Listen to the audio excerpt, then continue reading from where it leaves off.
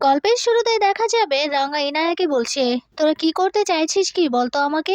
তোর এই গর্ভের বাচ্চা যে আমার উড়ান বাবুর না, সেটা তো আমি খুব ভালো করেই জানি। তুই শুনে রাখ, আমি কিন্তু একদম আমার উড়ান বাবুকে অবিশ্বাস করছি না। তোরা যে এগুলো করতে চাইছিস, তোরা কিন্তু সফল হবি না, আমি বলে দিলাম। তোরা বাপ বেটিতে এখন শুরু করেছিস, তোদেরকে শাস্তি পেতে হবে, তো এই ভয়ে তোরা নতুন নাটক শুরু করেছিস। তোদের প্ল্যানটা কি আমাকে বলতো, আর এসব কিছু কি করেছিস বল, কেন করছিস এগুলো। আর তখন সত্যজিৎ বলছে, হ্যাঁ ইনায়া বলো এখনই, তোমরা ঠিক কি করতে চাইছো বলো। এই কথা বলতেই দেখা যাবে ইনায়া বলছে, আমি কি করতে চাইছি সেটা আপনাদের কেন বলবো। এরপর সত্যজিৎ বলছে, শোনো ইনায়া, আমরা কিন্তু মানহানির মামলা করতে পারি। তুমি মিথ্যে কথা বলে একলব্যকে ফাঁসাতে চাইছো, এর জন্য কিন্তু কোর্টে আমরা আপিল করব। এই কথা বলতে ইনায়া হেসে বলছে, আপিল আপনারা করুন, কোনো সমস্যা নেই। ইনফ্যাক্ট আমিই তো কোর্টে আপিল করব, ডিএনএ টেস্টের জন্য আপিল করব। কারণ আপনাদের তো সন্দেহ যে এই বাচ্চার বাবা একলব্য না, তাই ডিএনএ টেস্টের রিপোর্ট এলেই তো বোঝা হয়ে যাবে। এই কথাই বলছি ইনায়া। এরপর ভয় পেয়ে যায় রাঙা। এরপর মনে মনে বলছে, ও এত কনফিডেন্সলি কি করে বলছে। এরপর ইনায়া রাঙাকে বলছে, শোনো রাঙা, এবার তো তোমার সাথে আমার শত্রুতা হয়েই গেছে। আর শোনো, আমি কিন্তু আপিলও করব, আমাকে যেন জেল থেকে বেরোতে দেয়। আর আমার সাথে কিন্তু আমার বাবা নৃসিংহ প্রসাদ রায়ও বেরোবে, কারণ প্রেগনেন্ট অবস্থায় তো আর জেলে থাকা যায় না, সেই কারণে আমাদের বেরোতে হবে। আর রাঙা, তুমি মিলিয়ে নিও, তোমার সাথে শত্রুতা আমাদের আরো গাঢ় হবে। আমি আর আমার বাবা একবার জেল থেকে বেরোতে পারলে তবে কিন্তু তোমার খেলা শেষ রাঙা। এই কথাই বলছে ইনায়া রাঙাকে।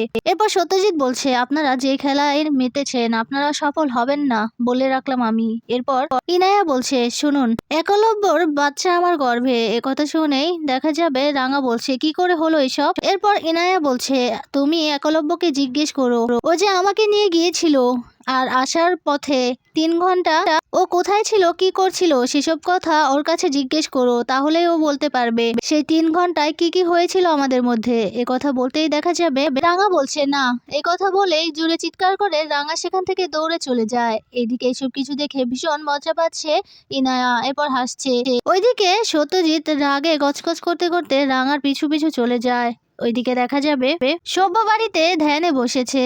আর এরপর বৃন্দা চিৎকার করতে করতে নিচে নেমে দেখতে পায় দরজায় তালা লাগানো। এটা দেখে ভীষণ রেগে যায় বৃন্দা। এরপর সভ্যকে গিয়ে বলছে, এই সভ্য, উঠছো না কেন? আমার কথা কি তোমার কানে যাচ্ছে না নাকি? চাবি কোথায়? আর আমার মোবাইলটা কোথায় রেখেছো? মোবাইলটা দাও বলছি। কি এমন হয়ে গেল যে মোবাইলটা এভাবে কেড়ে নিলে? আর আমার মোবাইল নেওয়ার সাহস কি করে হয় তোমার? আমার মোবাইলটা এক্ষুনি বের করে দাও, না হলে তোমার খবর খারাপ করে ফেলবো। এই কথা বলতে সভ্য বলছে, এসেছে আমার খবর খারাপ করবে? আমি কি ভয় পাই নাকি তোমাকে? তোমার ফোন আমি দেব না। তোমার ফোন দেই আর তারপর তুমি আবার কাকে না কাকে ফোন করে সবকিছু আপডেট দাও। রাঙা আমাকে বলে গেছে তোমার ফোন যেন না দেই। এই কথা বলেই নাচতে থাকে সভ্য। এদিকে সভ্যর চিৎকার চেঁচামেচি শুনে অঙ্কুর আর পাঞ্চালি সেখানে আসে। এভাবে সভ্যকে নাচতে দেখে পাঞ্চালি বলছে, কি হচ্ছে ভাইয়া, তুই নাচছিস কেন? এরপর সভ্য বলছে, আমি বৃন্দার ফোন দেব না, কারণ রাঙা আমাকে বলে গেছে বৃন্দার ফোন যেন না দেই। তাহলে আমি ওর ফোন কেন দেব? এদিকে বৃন্দা অবাক হয়ে যাচ্ছে সভ্যর এমন কাণ্ড কারখানা দেখে। এরপর সভ্য বলছে, ওকে আমি ফোন দেই আর তারপর ও এক একজনকে খবর দিক, আমি তো এটা কোনোদিনও হতে দেব না। আর তালাটাও লাগিয়ে রেখেছি, ও যেন বাইরে কোথাও যেতে না পারে। এরপর অঙ্কুর গিয়ে সভ্যকে বলছে, আচ্ছা আমি বুঝতে পেরেছি, কিন্তু একটা কথা বোঝার চেষ্টা করুন, বড় বৌদি যদি রেগে যায় তাহলে কিন্তু পুলিশ অবধি চলে যাবে, তখন কি ভালো হবে? এরপর সভ্য বলছে, আমি তোমার বড় বৌদিকে দেখে একটুও ভয় পাই না, কারণ আমি তো এখন গুরুদেব চর্চা করছি, মানে আমি এখন গুরুদেব হব, তাই আমি কাউকে ভয় পাই না। এরপর দেখা যাবে অঙ্কুর বলছে, আমি বুঝতে পারছি আপনি ভয় পান না, কিন্তু ফোনটা দিয়ে দিন, না হলে আবার পুলিশের ঝামেলা হবে। এরপরই দেখা যাবে সভ্য চিৎকার করে বলছে, না না, আমি ওর ফোন দেব না, ওকে আমি একটুও ভয় পাই না, আমি এবার দেখবো কি করে খবর আদান প্রদান করতে পারে। এরপরই দরজায় কেউ কড়া নাড়ে। এরপর অবাক হয়ে যায় সবাই। দেখা যাবে সভ্য বুঝতে পারে রাঙা এসেছে। ওপাশ থেকে রাঙা বলছে, বরদাদা বাবু দরজাটা খোল। আর তখন দরজাটা খুলতে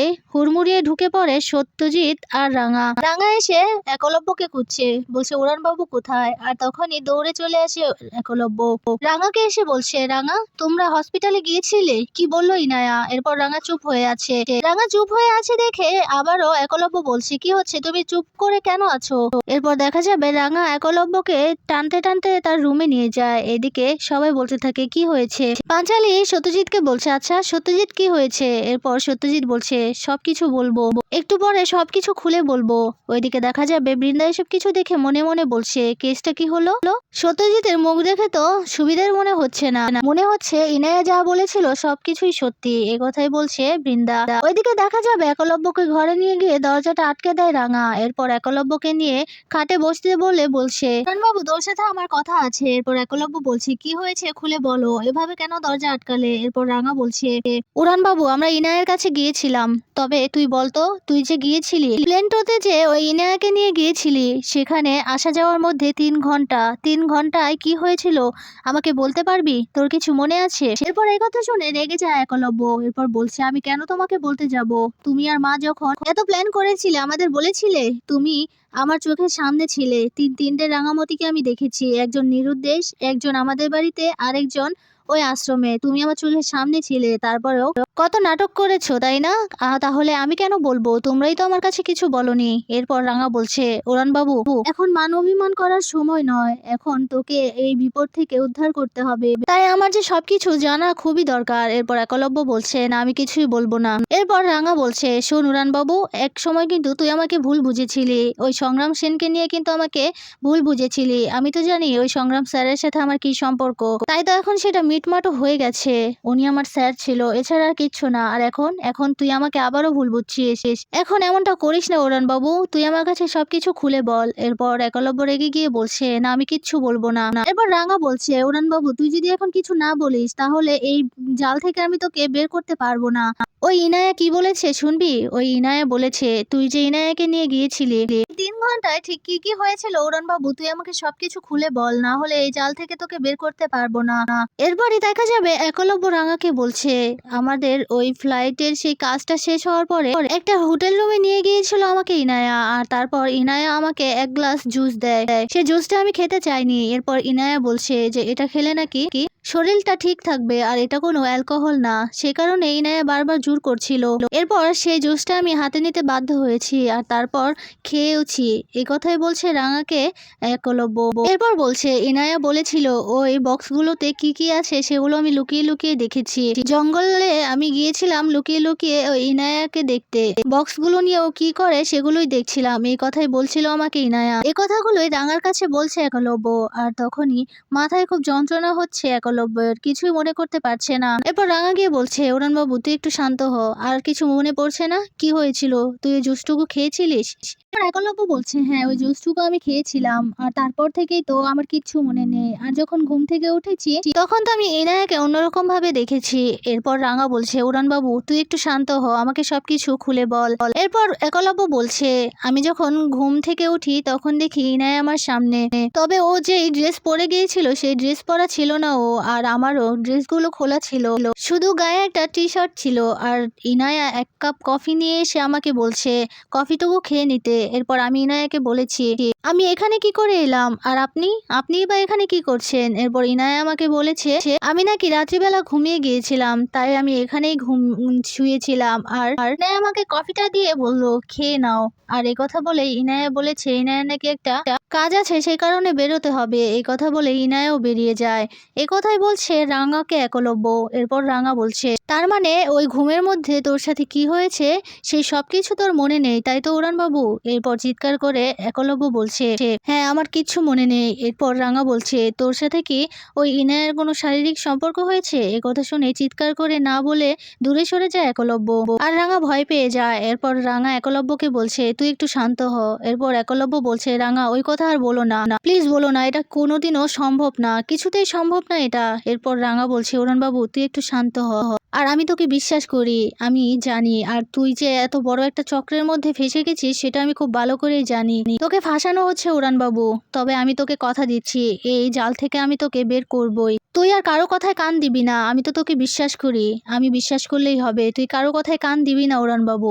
কে কি বললো তাতে তোর কোনো কিচ্ছু যায় আসে না, এমন ভাব নিয়ে থাকবি। আর ওই বাপ বেটিকে কি করে সাহায্য করতে হয় সেটা আমি খুব ভালো করেই জানি, আমি দেখছি কি করা যায়, তুই কোনো চিন্তা করিস না। আর তখনই রাঙার ফোনটা বেজে ওঠে, এরপর ফোনটা রিসিভ করতে বলছে, হ মা বল। এরপর অবাক হয়ে তাকিয়েছে রাঙার দিকে একলব্য। এইদিকে রাঙাকে প্রমিতা বলছে, কি হলো রাঙা, আকু কিছু বলেছে? এরপর রাঙা বলছে, উড়ান বাবু অনেক কিছুই বলেছে, কিন্তু ওই 3 ঘন্টা ইনায়ের বলার সেই 3 ঘন্টায় যে কি হয়েছে কিছু বলতে পারছে না উড়ান বাবু। এখন কি করে কি করব বলতো, 3 ঘন্টার কথা তো কিছুই মনে নাই উড়ান বাবুর। আর তখনই দেখা যাবে একলব্য রাঙার কাছ থেকে ফোনটা কেড়ে নিয়ে প্রমিতাকে বলছে, মা এই সব কিছু হয়েছে তোমার আর রাঙার জন্য। আজকে তোমরা যদি এমনটা না করতে, আমার কাছ থেকে কিছু না লুকোতে, তাহলে আজকে আমাকে এই দিনটা দেখতে হতো না, আমিও রাগের মাথায় ওখানে যেতাম না। তোমাদের জন্য আজকে এসব কিছু হচ্ছে, কি হচ্ছে কি বলো তো, কোথায় গেছো তুমি, আর কি করতে চাইছো তোমরা? এরপর প্রমিতা বলছে, শোন আক্কু, আমি একটা কথাই বলে রাখছি, তোদের কোনো ক্ষতি আমরা চাই না। তুই আমার ছেলে, আমি তোর কোনো ক্ষতি চাই না, আর তোদের যেমন ক্ষতি চাই না আমিও চাই না এই দেশের কোনো মানুষের ক্ষতি হোক। আমরা দেশের কাজ করছি। আমি খুব সাধারণ একটা বউ ছিলাম ওই বাড়ির। তোর বাবা আর তোর রাগ করাটাই স্বাভাবিক, কারণ আমাকে এই পরিস্থিতিতে কখনো তোরা দেখিসনি, কিন্তু এমন পরিস্থিতি হয়েছে যে এখন এভাবে আমাকে চলে আসতে হয়েছে। এরপর একলব্য বলছে, কি করতে চাইছো কি তোমরা, বলো না কে তোমরা? এরপর প্রমিতা বলছে, সব বলবো আক্কু, এটা এখন সময় নয় বলার, আমি এই যে মিশনে এসেছি সেই মিশন থেকে ফিরে আমি সবটা বলবো, তবে এবার তোকে একটু সাবধানে থাকতে হবে, আর এই জাল থেকে তোকে বেরোতেই হবে। এই কথা বলে প্রমিতা ফোনটা রেখে দেয়। এদিকে একলব্য রেগে যায় প্রমিতা মুখের উপর ফোনটা রেখে দেয় দেখে। এরপর রাঙা একলব্যকে গিয়ে বলছে, উড়ান বাবু তুই একটু শান্ত হ, মা আর আমরা কে এটা তোর প্রশ্নের উত্তর দেওয়ার মতো সময় নয়, আগে তোকে এই জাল থেকে বেরোতে হবে, তারপর সব প্রশ্নের উত্তর দেবো উড়ান বাবু। কথা বলে রাঙা চলে যাবে, তারপর আবারও একলব্যকে দৌড়ে এসে জড়িয়ে ধরে কাঁদতে থাকে রাঙা। এরপর রাঙা বলছে, আমি ওই ইনায়াকে কিছুতেই ছাড়বো না, আর আমি তোর উপর থেকে মিথ্যা এই অপবাদগুলো ঘুচাবো, আমার উপর বিশ্বাস রাখ উড়ান বাবু, আমি থাকতে তোর বদনাম কেউ করবে এটা কিছুতেই হতে পারে না উড়ান বাবু, আমিও দেখবো এর শেষ কোথায়। এরপর একলব্য বলছে, রাঙা তোমরা কে, তুমি আর মা তোমাদের কি পরিচয়? এরপর রাঙা বলছে, বললাম তো উড়ান বাবু, সবটা তোকে বলবো, সবকিছু ক্লিয়ার করব, তবে এই জাল থেকে আগে তোকে বের করি, তারপর সবকিছু খুলে বলবো। এই কথাই বলছে রাঙা একলব্যকে। রাঙার কথা শুনে অবাক হয়ে রাঙার দিকে তাকিয়ে আছে একলব্য।